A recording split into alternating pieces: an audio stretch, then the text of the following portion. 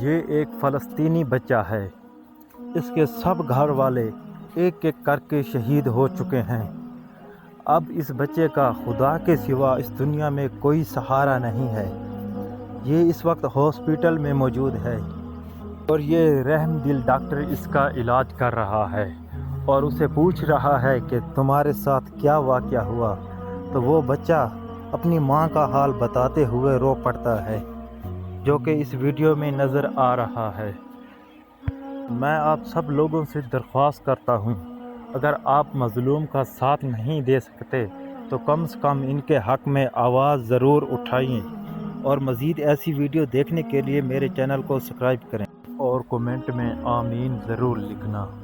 یا اللہ، فلسطین اور دنیا کائنات میں جتنے بھی مظلوم پڑے ہیں سب کی غیبانہ مدد فرما، اور ظالم اور گستاخ کو نیست و نابود فرما، آمین۔